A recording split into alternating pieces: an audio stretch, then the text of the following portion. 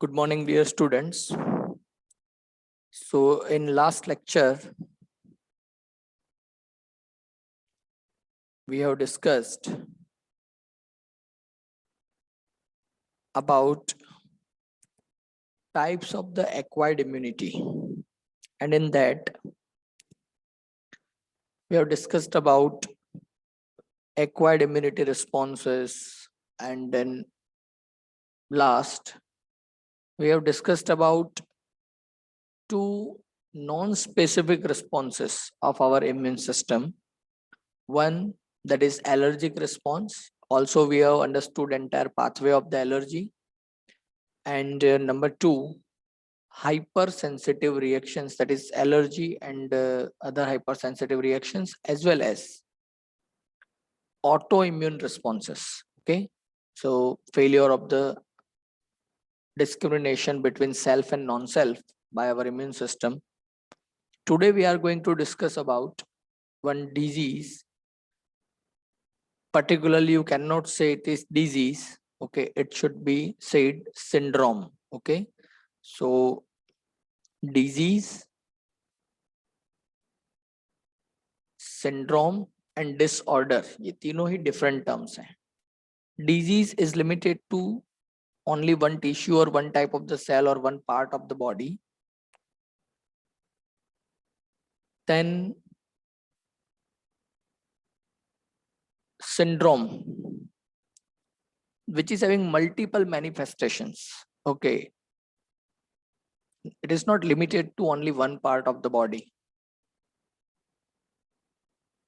Disorder, that is malfunctioning of the body systems, that is disorder. Okay, so number of the disorders we have studied in chapter number 5, genetic disorders. Okay, and this one, but whatever we are going to discuss today is HIV AIDS, and the full form of AIDS is acquired immunodeficiency syndrome.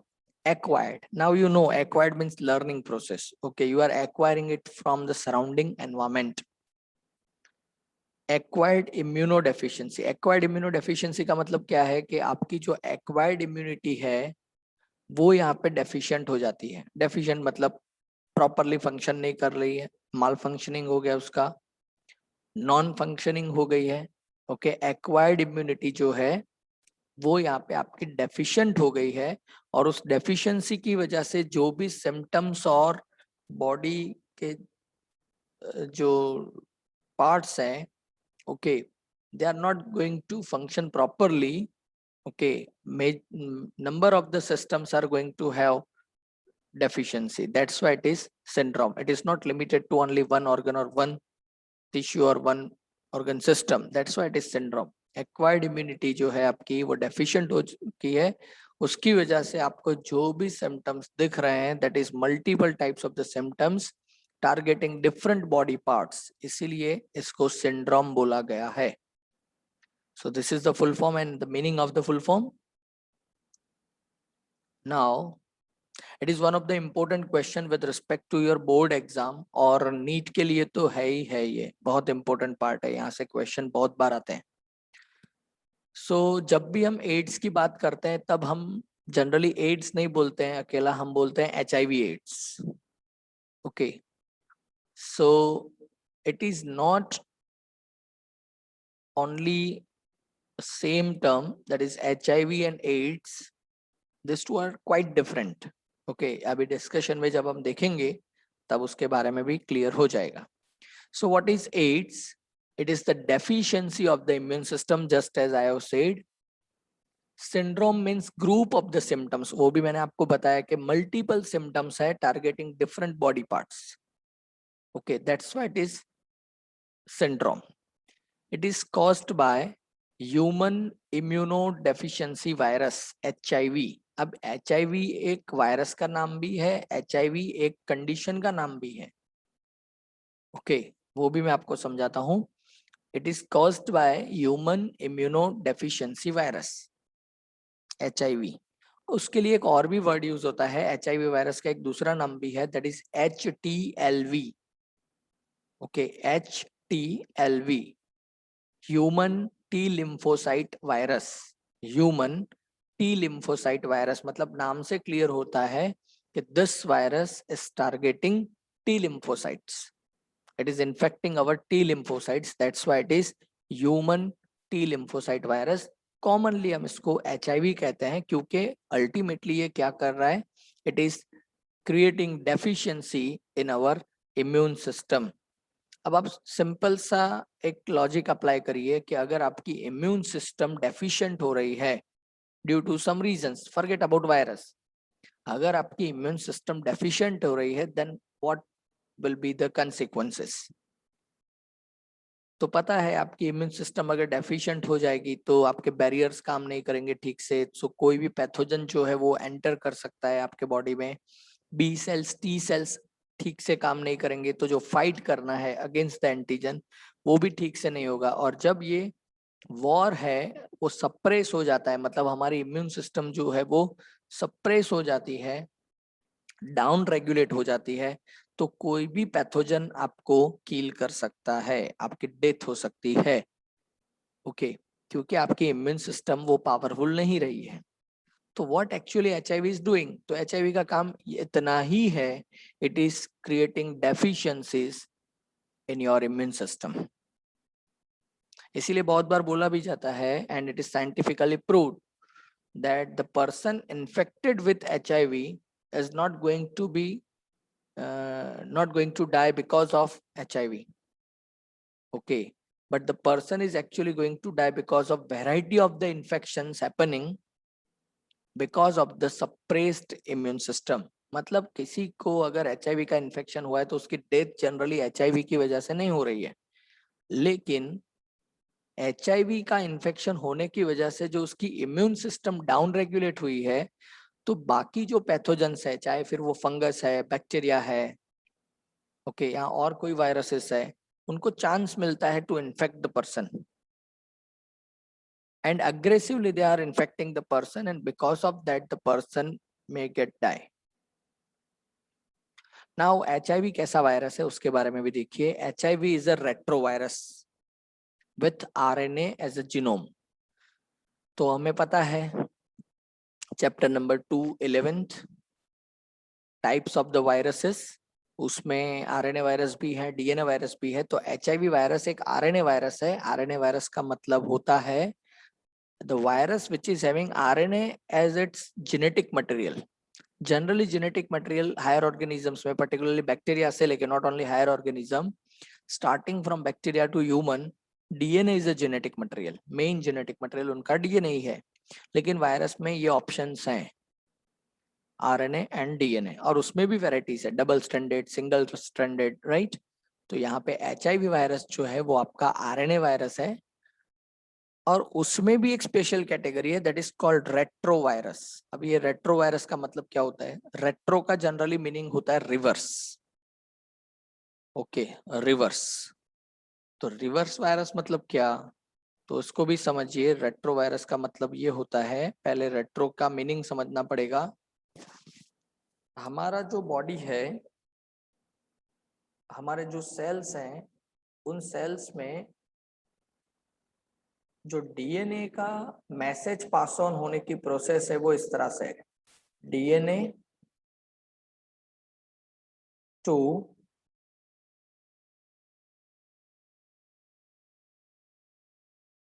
RNA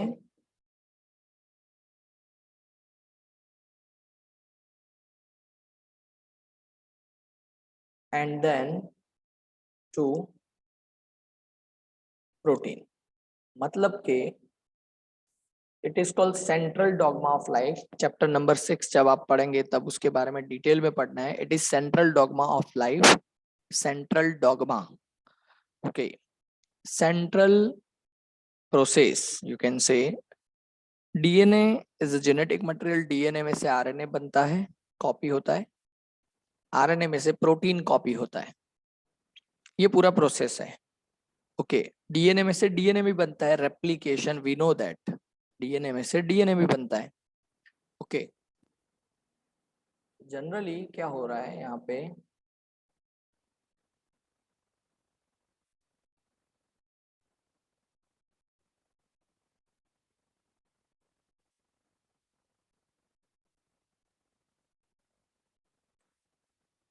DNA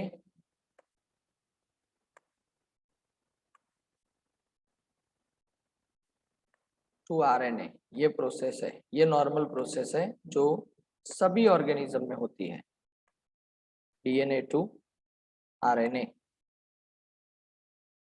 और DNA to DNA भी बनता है, that is replication. DNA to RNA जो बनता है that is transcription. और RNA में से प्रोटीन कॉपी होता है, that is known as translation. Okay, RNA में से प्रोटीन कॉपी होता है, that is known as translation. लेकिन जो रेट्रोवायरस है उनके पास ये एबिलिटी है कि दे can convert RNA into DNA, मतलब रिवर्स भी आ सकते हैं। नेचुरली कोई भी ऑर्गेनिज्म, चाहे फिर वो बैक्टीरिया हो, वहां से लेके ह्यूमन तक जितने भी ऑर्गेनिजम्स हैं उनके पास ये एबिलिटी नहीं है। उनके पास एबिलिटी है DNA to DNA, DNA to RNA, RNA to protein. लेकिन जो रेट्रोवायरस है उनके पास एक कैपेबिलिटी है, they can convert, they can use RNA to produce DNA. तो ऐसे जो भी वायरस है, रेट्रो मतलब रिवर्स हुआ ना, इसीलिए इसको reverse retro, retro is a Latin word. Normal process क्या है, forward process, that is DNA to RNA, ये फॉरवर्ड रिएक्शन है। लेकिन रेट्रो वायरस जो है वो क्या कर पाते हैं, RNA to DNA reverse process भी कर सकते हैं, इसलिए इनको रेट्रो वायरस बोला जाता है। सभी वायरस रेट्रो वायरस नहीं होते हैं। और ये ऐसा क्यों होता है, जो रेट्रो वायरस है उनके पास एक एंजाइम है, उस एंजाइम का नाम है reverse transcriptase, reverse transcriptase. Generally DNA to RNA का जो प्रोसेस होता है उसमें आरएनए पॉलीमरेज एंजाइम यूज होता है, और जो प्रोसेस है उसका नाम है ट्रांसक्रिप्शन। लेकिन आरएनए टू डीएनए जो हो रहा है उसका नाम है reverse transcription.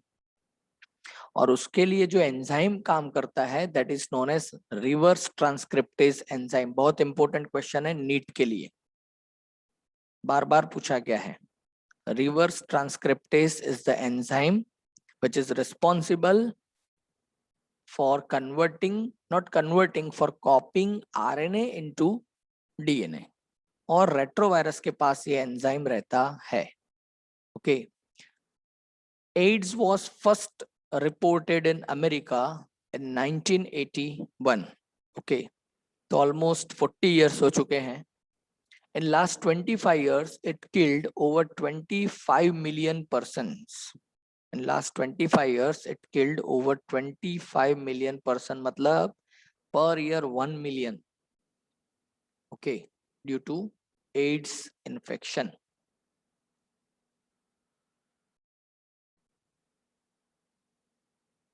Now what are the modes of the transmission of AIDS?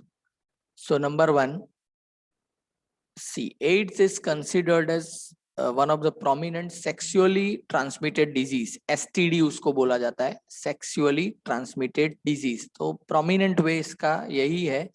तो sexual contact with infected person, क्योंकि बॉडी फ्लूइड से ये ट्रांसमिट होता है, दैट्स व्हाई। बॉडी फ्लूइड्स, जितने भी बॉडी फ्लूइड्स हैं उसके थ्रू ये ट्रांसमिट होता है। Fine. Number two, transfusion of the contaminated blood and blood products. Okay, contaminated blood and blood products, blood also body fluid.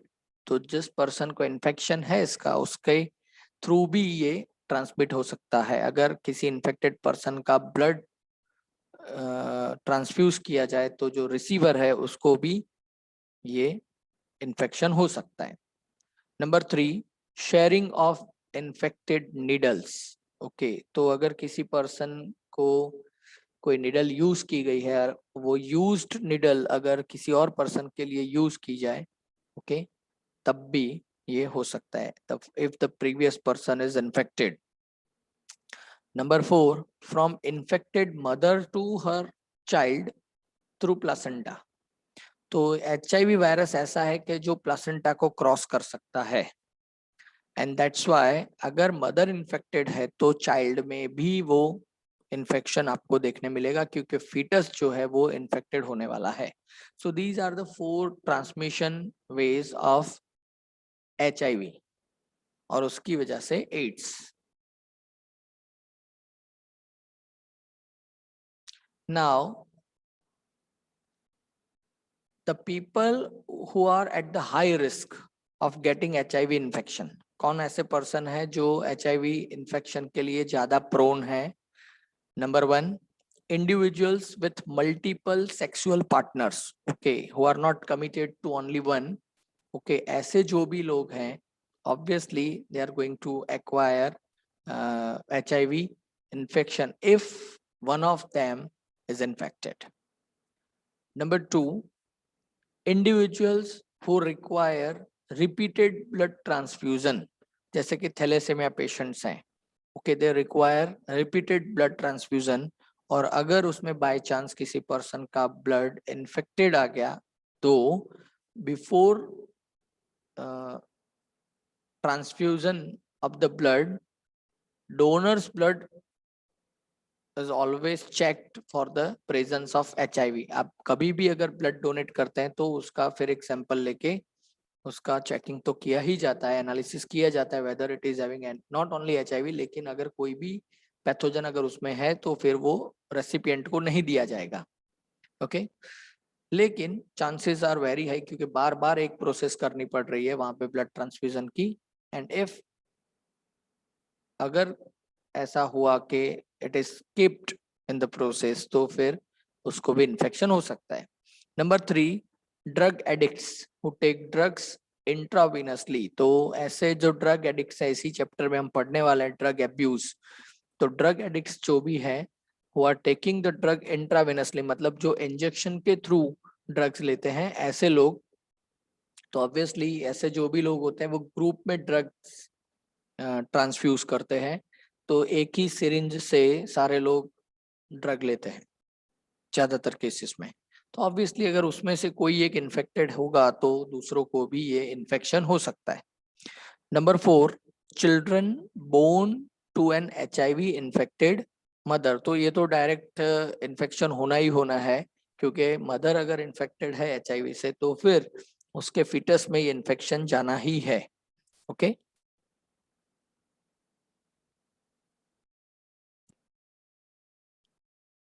HIV does not spread by mere touch और physical contact, तो यहाँ पे कुछ आपको ऐसे myths दिए गए हैं, मतलब जो सोशल मीडिया पे भी चलते रहते हैं या फिर अननोइंगली या नोइंगली कुछ लोग ऐसे स्प्रेड करते रहते हैं, ओके। दूसरा, जो HIV इन्फेक्टेड पर्सन है या जिसको एड्स हो चुका है ऐसे लोग से people are making social distance, okay, तो वो नहीं होना चाहिए, ओके, और इसीलिए वो ऐसे इन्फेक्टेड पर्सन को टच करने से भी घबराते हैं। देखिए कोरोना में obviously social distance should be maintained, क्यों? वो एरोजोल से स्प्रेड होता है, आप स्नीज कर रहे हैं, कफिंग कर रहे हैं, तो आपके बॉडी पार्ट्स हैं, आउटर बॉडी पार्ट्स जैसे स्किन वगैरह के ऊपर या आपके क्लोथ्स के ऊपर एरोजोल के थ्रू वो वायरस प्रेजेंट हो सकता है, और अगर आप किसी एक ऐसे पर्सन को टच करोगे तो आपको भी कोरोना इन्फेक्शन हो सकता है, ओके। जैसे कोल्ड, कॉमन कोल्ड वायरस का इन्फेक्शन होता है ऐसे ही, लेकिन जो HIV वायरस है वो एरोजोल में प्रेजेंट नहीं है, it is not respiratory virus, okay. वो पर्टिकुलरली उसका जो प्रेजेंस है वो ब्लड में है, और ब्लड की वजह से लिम्फ में भी हो सकता है, बाकी बॉडी फ्लूइड्स में भी हो सकता है, तो फिर HIV जो है वो सिंपल फिजिकल टच या कांटेक्ट से स्प्रेड नहीं हो सकता है। सिर्फ अगर कोई इन्फेक्टेड पर्सन और नॉन इन्फेक्टेड पर्सन के बीच में अगर कोई मीडिया ट्रांसफर हो रहा है, aqueous, okay, body fluid transfer हो रहा है, तभी वो इन्फेक्शन हो सकता है, just like sexual intercourse, okay, blood transfusion, mother जो है अपने फीटस को न्यूट्रिशन वगैरह ट्रांसपोर्ट करती है थ्रू द प्लासेंटा, ओके, ऐसे केसेस में ही HIV का इन्फेक्शन हो सकता है, not by physical contact only, okay. इसीलिए यहाँ पे ऐसा भी लिखा हुआ है, it spreads only through body fluids, okay, so kissing, hugging, sharing food, आप HIV इन्फेक्टेड पर्सन के साथ बैठ के खाना भी खा सकते हैं, कोरोना वाले पर्सन के साथ नहीं खा सकते हैं। इंसेक्ट बाइट से भी नहीं हो सकता है, टॉयलेट सीट्स शेयर करने से नहीं हो सकता है, bathing, sneeze and cough, okay, इसके थ्रू भी HIV इन्फेक्शन नहीं होता है। ओके, स्वेटिंग, ओके, तो एक ही बॉडी फ्लूइड ऐसा है जिसके थ्रू HIV इन्फेक्शन नहीं हो सकता, that is sweat. Okay, so this are some myths के इसके थ्रू भी HIV होता है, लेकिन ऐसा नहीं है।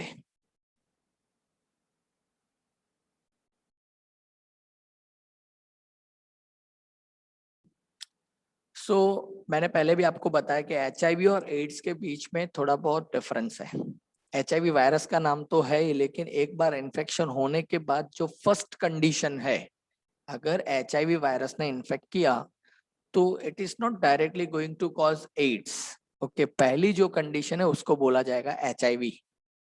Okay, the person is having HIV, not AIDS. Okay, लेकिन एक टाइम स्लॉट खत्म होने के बाद ये HIV जो है it will be now converted into AIDS. तो इसीलिए यहाँ पे लिखा है there is a time lag from a few months to 5 to 10 years between the infection and appearance of the symptoms। अब आप देखिए ये कितना डेडली डिजीज हो रहा है। तो if the person is having the infection, first time exposure हुआ है HIV वायरस के अगेंस्ट में, तो depends on the immune system of the person। First few month से लेके 5 to 10 years तक तो सिम्टम्स भी नहीं हो सकते हैं कभी कभी, एड्स के सिम्टम्स। इन्फेक्शन हो चुका है but the person is not manifesting the symptoms of the AIDS. क्यों? तो in the first phase of the infection your body is fighting to eliminate the HIV virus from the body. बहुत fight होती है, लेकिन ultimately your body is failing to eliminate the virus from the body, and now the virus is taking the command of your T lymphocytes। तो आपके T lymphocytes याद करिए। Okay, acquired immunity में हमने पढ़ा है कि T lymphocyte खुद जाते हैं फाइट करने के लिए। अब आपके जो T lymphocytes हैं वो क्या करेंगे? तो ये T lymphocytes अब HIV से इन्फेक्ट हो चुके हैं and HIV has taken the command of the T lymphocytes। तो अब ये T lymphocytes जो इम्यून सिस्टम को एक्टिवेट रखने का काम था वो काम अब वो सस्पेंड कर देंगे, and because of that now HIV will take the charge, and उसको जो करवाना है वो T lymphocyte के थ्रू वो करवाएगा। लेकिन इम्यून सिस्टम तो आपका सप्रेस हो चुका है because your T cells are not responding, and because of that you are acquiring variety of the infections। Okay, तो पहला जो फेज है इन्फेक्शन का दैट इज HIV। एक बार सिम्टम्स दिखने शुरू हो जाए now it should be said AIDS. तो HIV जब हुआ है मतलब फर्स्ट फेज, तब आप किसी पर्सन को उसके इन्फेक्शन से मतलब you can cure the infection in the starting phase, but once it has started to manifest at least one symptom of the AIDS, now it is too late to cure the AIDS। So person having AIDS has to survive with AIDS। okay, और जब तक उसको कोई और infection नहीं हो रहा है तब तक वो सरवाइव कर सकता है, अदरवाइज एक इन्फेक्शन तो हो ही चुका है, that is HIV। Okay, so multiple infections बाद में होने वाले हैं। Now replication of retrovirus. आप देखिए यहाँ पे एक एनिमेशन, इस स्लाइड में आपको एक एनिमेशन दिखेगा, उस एनिमेशन को आप देखिए, you can visualise the live mechanism of infection of retrovirus। okay, you have to see on the right hand side of your screen।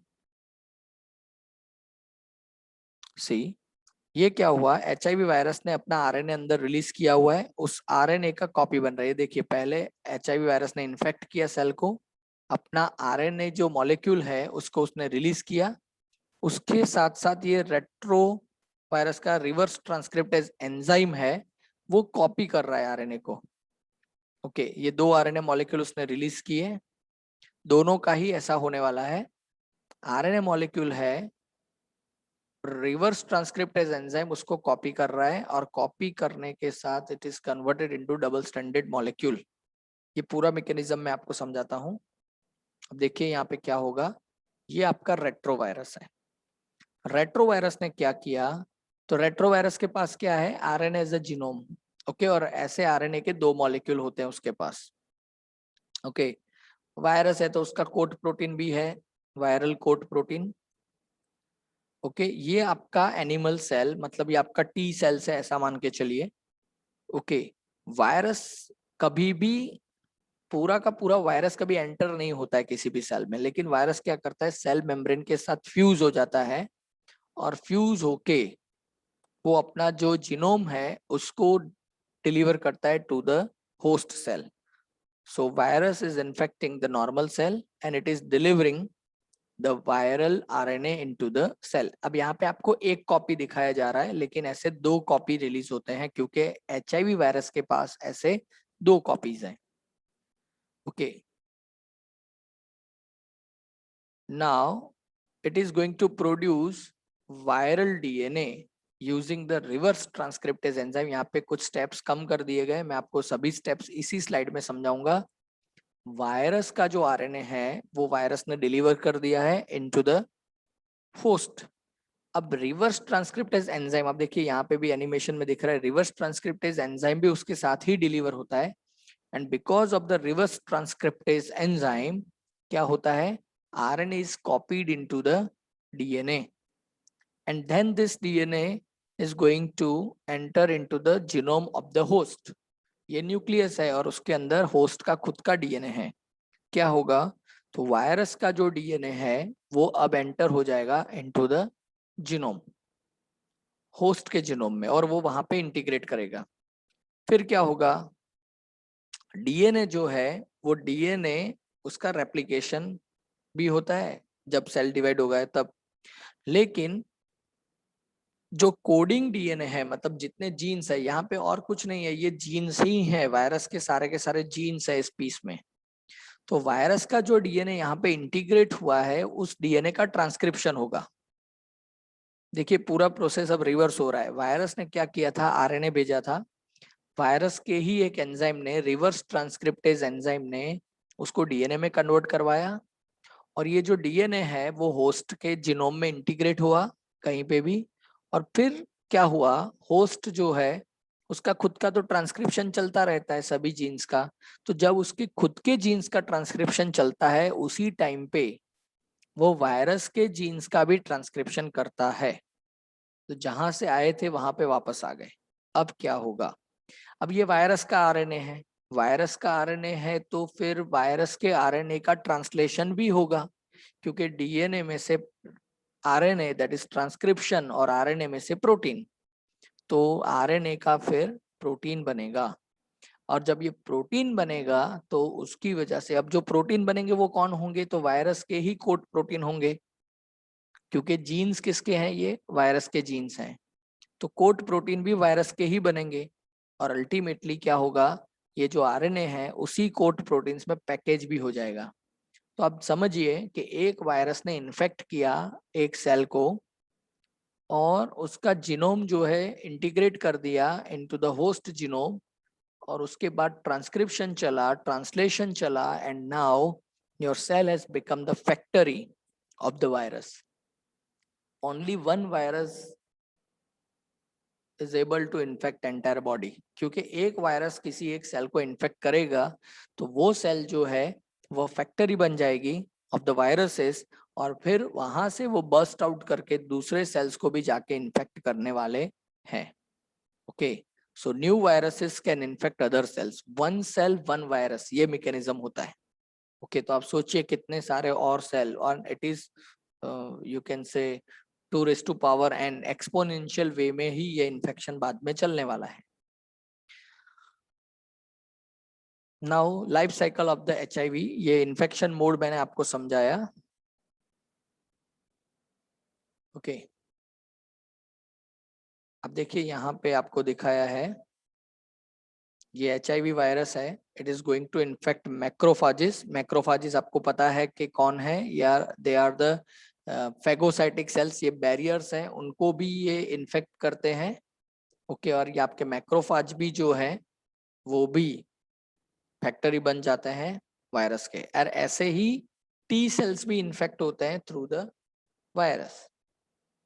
Okay, और कौन से टी सेल्स पर्टिकुलरली, तो ये भी इंपॉर्टेंट है, helper T sales.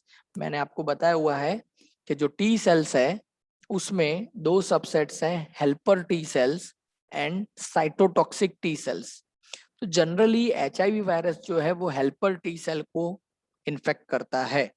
Helper T cell का काम क्या है? Helper T cells B cells को एक्टिवेट करते हैं for the production of antibody. जब भी वो किसी नॉन स्पेसिफिक एंटीजन को एंटर होता हुआ देखते हैं बॉडी में, तो T cells are directly giving the message to the B sales और उसको बताते हैं कि कोई एंटर हुआ है।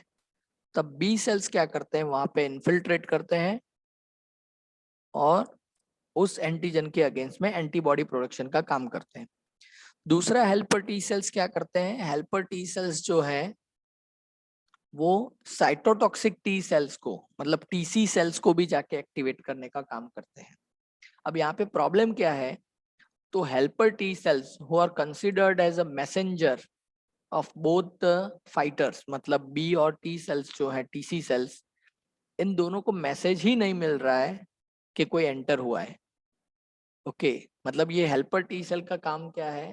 They are acting as a spy. देखिए, मैंने आपको टी सी सेल्स के बारे में बताया था, they are scavengers, they are the direct fighters. Okay,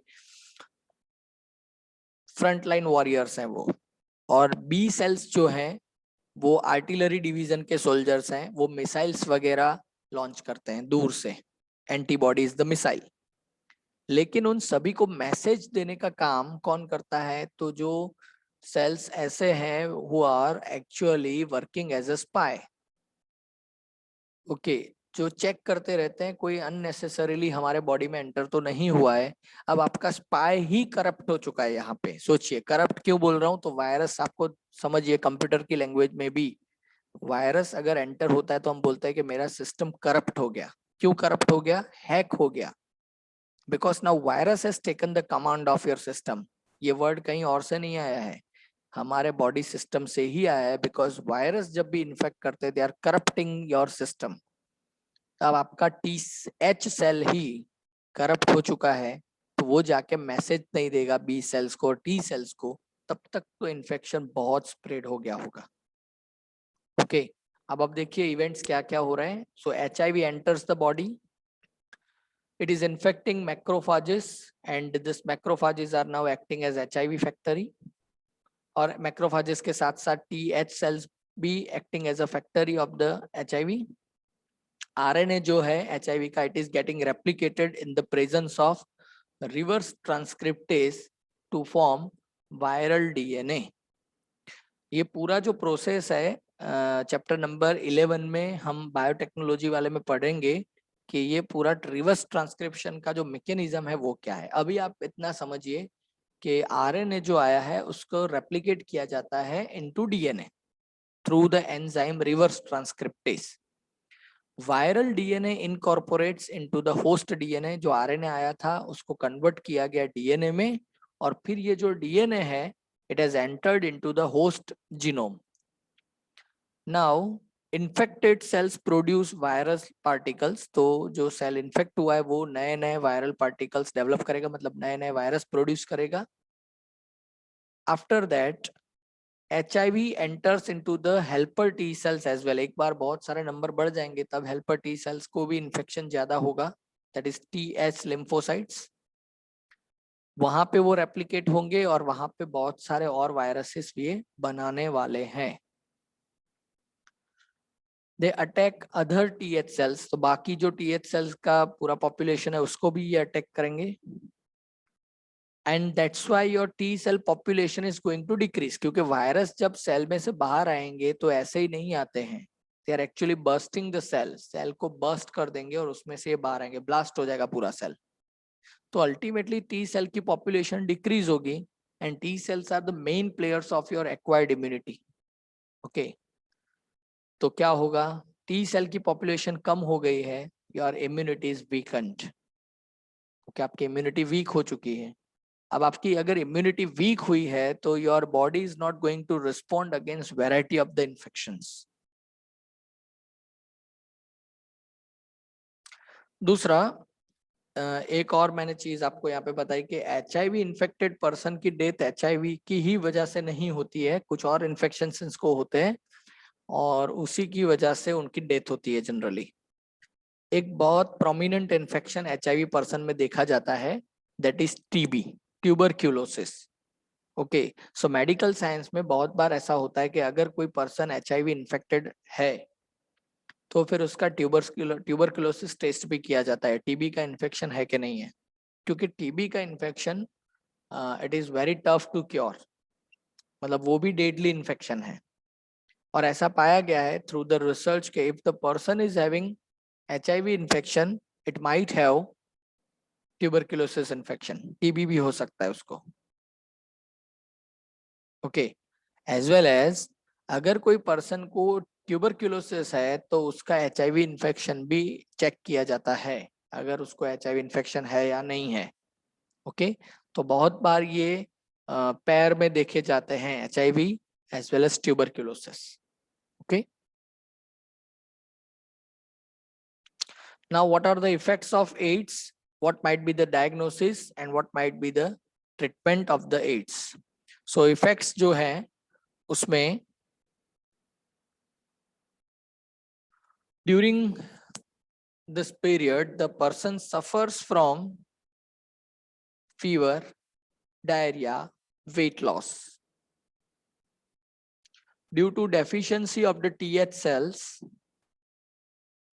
he may be infected with, देखिए यहाँ पे लिखा है फर्स्ट नाम ही लिखा हुआ है माइकोबैक्टीरियम ट्यूबरक्यूलोसिस, टीबी का बैक्टीरिया ये, other viruses, fungi and parasites like toxoplasma. तो अगर किसी पर्सन को HIV का इन्फेक्शन हुआ है तो ऑब्वियसली उसके TH सेल्स कम होने वाला है, and because of that the person may get variety of the infections like this.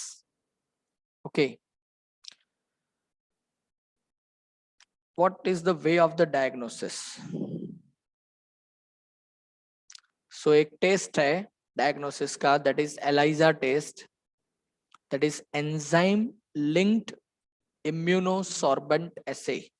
Okay, यहाँ पे इम्यून जो लिखा है उसकी जगह पे ये इम्यूनो है, एंजाइम लिंक्ड इम्यूनोसॉर्बेंट एसे। यहाँ पे आप देख सकते हैं एक प्लेट है पूरा, बहुत छोटे छोटे वेल्स इसमें आप देख सकते हैं, टोटल ये 96 वेल्स होते हैं।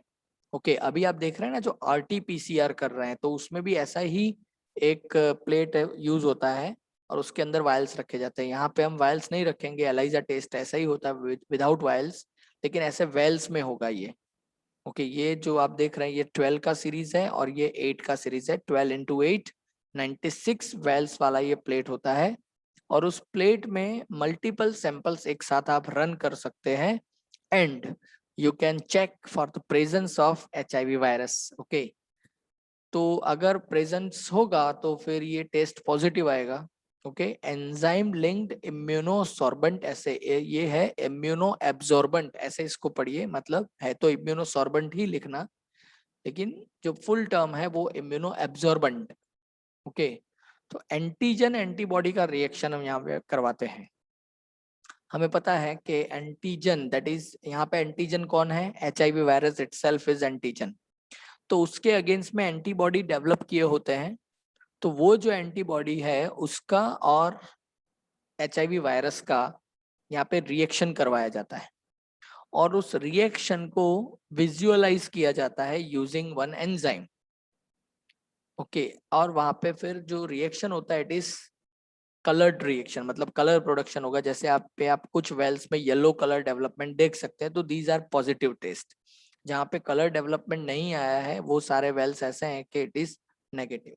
कैसे होता है उसको एक बार देख लीजिए सिंपली, आपको मैं बताता हूँ। तो मानिए कि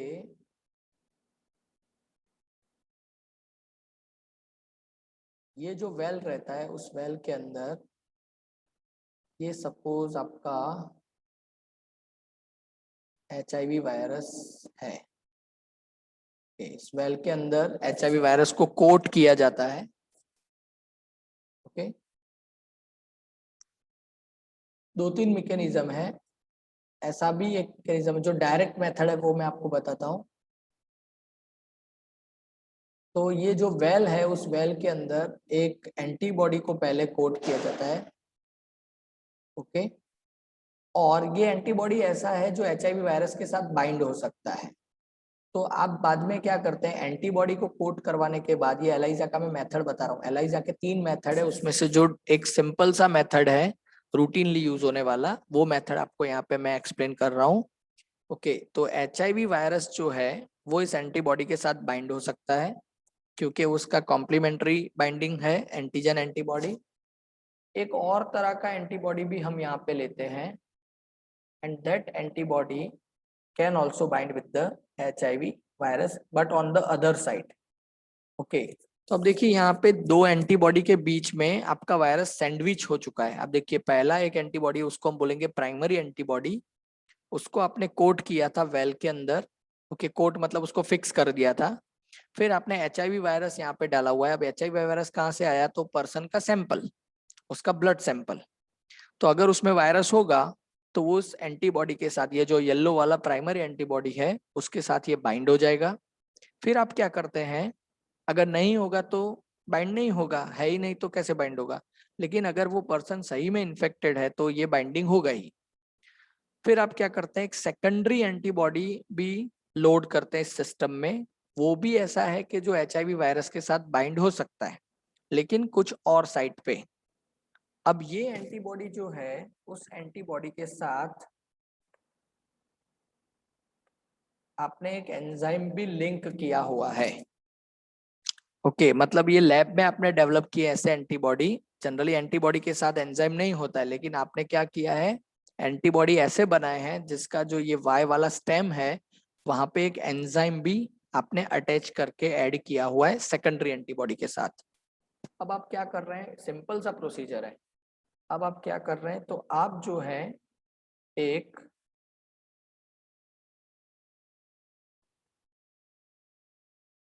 सबस्ट्रेट ऐड कर रहे हैं, एंजाइम है तो साथ में सबस्ट्रेट आएगा, एक सबस्ट्रेट ऐड कर रहे हैं। ओके, और उस सबस्ट्रेट की वजह से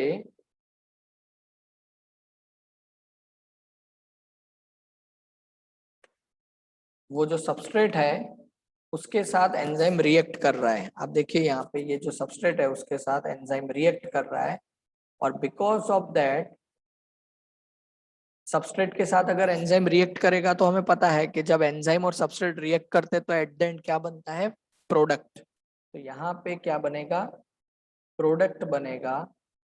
ओके, और उस प्रोडक्ट का कोई कलर है। ओके, और उस कलर को आप ऑब्जर्व करके बोल सकते हैं टेस्ट इज पॉजिटिव। देखिए कितना सिंपल सा प्रोटोकॉल है। आपके पास पर्सन का सैंपल है, आपने क्या किया, HIV के अगेंस्ट में दो तरह के एंटीबॉडी आपके पास है। एक है प्राइमरी एंटीबॉडी, पहले उसको इस छोटे से वेल में आपने फिक्स करवा दिया है। फिर आपने पर्सन का ब्लड सैंपल जो है वो यहाँ पे लोड करवाया। अगर उसमें HIV वायरस होगा तो वो प्राइमरी एंटीबॉडी से बाइंड होगा। अगर वो HIV वायरस बाइंड होगा तो फिर जब आप दूसरा एंटीबॉडी ऐड कर रहे हैं, that is type 2, okay, that is secondary antibody, वो भी यहाँ पे बाइंड होगा। सेकेंडरी एंटीबॉडी की स्पेशलिटी ये है कि उसके साथ आपने एक एंजाइम भी लिंक किया हुआ है। तो एंजाइम है तो एंजाइम इसीलिए लिंक किया है कि हम वहां पे कोई एक रिएक्शन करवाने वाले हैं। तो आप क्या करते हैं, एक सबस्ट्रेट वहां पे फिर ऐड करते हैं, तो वो सबस्ट्रेट जो है उसके साथ एंजाइम रिएक्शन करेगा और एक कलर प्रोडक्ट देने वाला है। अगर वहां पे कलर आपको देखने मिला तो आपका टेस्ट है वो पॉजिटिव है। ओके, तो this is the method of ELISA. 3 तरह के एलाइजा है, उसमें से मैंने एक सिंपल मेथड आपको बताया है, दैट इज सैंडविच एलाइजा। क्यों सैंडविच एलाइजा, तो आपका जो एंटीजन है वो दो एंटीबॉडी के बीच में सैंडविच हो चुका है, इसलिए इस मेथड का नाम भी है सैंडविच एलाइजा। अब इसको आप बैक ट्रेस करिए। अगर HIV, अगर पर्सन नेगेटिव होता तो यहाँ पे HIV वायरस जो है पर्सन के ब्लड में वो प्राइमरी एंटीबॉडी के साथ बाइंड नहीं होता। अगर वो प्राइमरी एंटीबॉडी के साथ बाइंड नहीं होता तो फिर सेकेंडरी एंटीबॉडी भी बाइंड नहीं होता। सेकेंडरी एंटीबॉडी बाइंड नहीं होता तो फिर ये एंजाइम भी वहां पे प्रेजेंट नहीं रहता।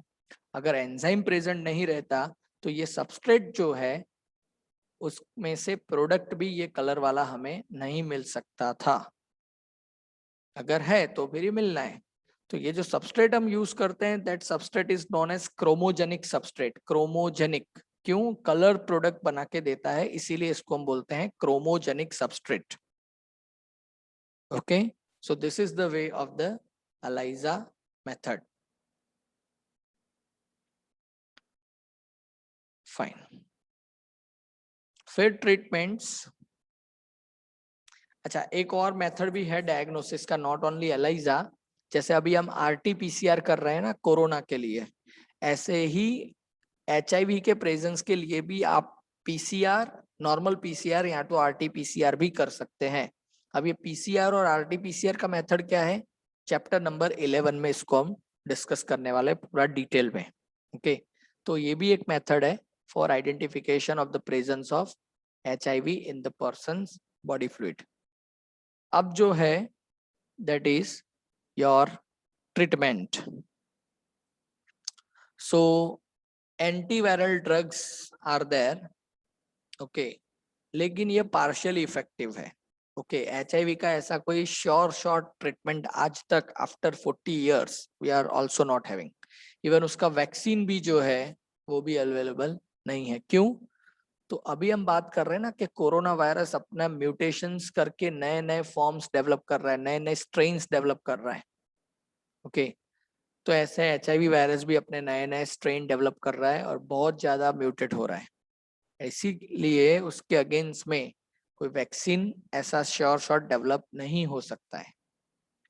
लेकिन कुछ एंटीवायरल ड्रग्स है जो पर्सन जो 10-12 साल अब जिंदा रहने वाला था उसकी थोड़ी लाइफ बढ़ा के आप दे सकते हैं। क्यों? कि अगर वो एंटीवायरल ड्रग वो लेगा पर्सन जो पेशेंट है, तो वायरस का लोड उसके बॉडी में कम होगा, तो उसकी जो इम्यून सिस्टम है वो इतना सप्रेस तो नहीं हो जाएगी। ओके, तो यहाँ पे लिखा है they can only prolong the life of the patient. Okay, 100% cure तो अवेलेबल नहीं ही है, ये याद रखिए for HIV AIDS. Okay, now prevention of AIDS. तो इन सभी चीजों से बचना है तो व्हाट यू शुड डू। तो सबसे पहला काम तो है educate people about AIDS. Okay, बहुत सारे मिथ्स हैं एड्स के बारे में लोगों के दिमाग में। ओके, तो पहले तो उसका प्रॉपर एजुकेशन होना चाहिए। ओके, लोगों को समझ में आना चाहिए कि HIV एड्स क्या है, कैसे उसको क्योर कर सकते हैं। क्योर तो 100% नहीं, लेकिन कैसे उससे बच सकते हैं। Use of disposable needles and syringe. Okay, repeated use ना हो इसलिए disposable needles and syringe use करने चाहिए। Free distribution of condoms. Okay, तो सेक्सुअली ट्रांसमिटेड डिजीज है। ओके, तो ऑब्वियस है कि सेक्सुअल इंटरकोर्स में ऐसे प्रोटेक्शन मेथड्स यूज करने चाहिए लाइक कॉन्डम्स। ओके, चैप्टर 4 में इसके बारे में डिटेल में डिस्कस करने वाले हैं। Okay, then making blood banks safe from HIV। तो बाय मिस्टेक भी ब्लड बैंक में कोई पर्सन ऐसा ब्लड डोनेट ना कर जाए कि जो HIV इन्फेक्टेड है। अगर वो डोनेट कर रहा है तो उसका प्रॉपर चेकिंग होना चाहिए, मतलब सभी ब्लड सैंपल्स का, क्योंकि पर्सन कौन है we don't know. Even many times person is not knowing whether it is infected with HIV। तो स्क्रीनिंग ठीक से होना चाहिए ब्लड बैंक में। Regular checkups of HIV। Okay, suspected persons जो हैं उनका रेगुलर चेकअप होना चाहिए। Advocating safe sex. Okay, so multiple partners वाली जो बात आई थी वो अवॉइड करना and all this, right. Then controlling drug abuse. Okay, जो ड्रग एब्यूज है, ओके, उसको कंट्रोल करने की बात, क्योंकि वहां से भी बहुत बार HIV इन्फेक्शंस स्प्रेड होते हैं। Okay, so these are some preventive measures of the HIV। 1st December every year we are celebrating as World AIDS Day। Okay, तो सिर्फ ऐसा सेलिब्रेशन नहीं चलेगा, लेकिन education of the society is must। okay, in this case, right? Blood transfusion, सभी जो यहाँ पे प्रिवेंशन दिए गए उनके सिंबलाइज वे में आपको बताया गया है।